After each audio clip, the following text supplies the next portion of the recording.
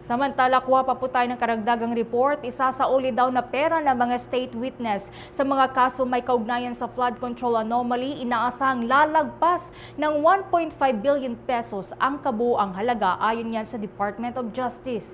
Kaugnay yan, kumuha tayo ng buong detalye sa pag-uulat ni Bombo Grant Hilario. Inaasahan ng Department of Justice na posibleng umabot sa lagpas 1 bilyon at kalahating piso ang halagang pera na isasauli ng mga testigo ng Estado o state witness sa kaso ng flood control. Ayon kay Justice Undersecretary Nicholas Felix T., ito anyay kung masusunod ang kasunduan ng kaguraan sa pagitan ng mga ito sa ilalim ng Witness Protection Program. 1.5 billion pesos ang makukuha ng pamahalaan na ibabalik ng 4 na naitalagang state witnesses sa flood control projects anomaly cases. Sa kasalukuyan, mayroong 4 ng inanunsyo ang Department of Justice sa kung sino ang tatayo at napiling state witness para sa mga kaso. Ito'y sina former Department of Public Works and Highways Undersecretary Roberto Bernardo, Henry Alcantara, Gerard Opulencia at kontratistang si Sally Santos.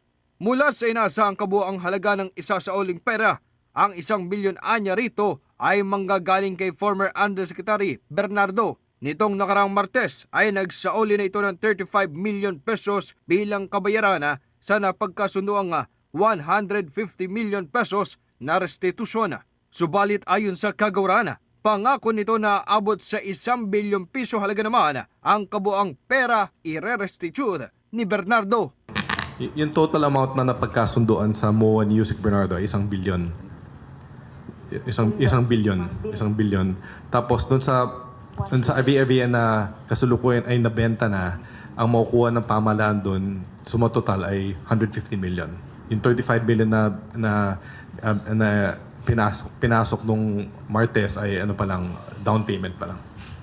Estimate natin doon sa 4, lalampas ng 1.5 billion ang sasoli. Habang sa naganap na pulong balita ng Kaguran kamakailan, inanunsyo ni Justice Secretary Frederick A. Vida na aabot sa 316,381,500 ang kabuang halaga sa nakolekta o na-turn over ng restitution money mula sa manumalyang flood control projects. Aniyaya, karagdagan ito sa mga ibinagi ng mga ebidensya ng mga state witness para mabuo ng husto ang mga kasong isasampa sa korte.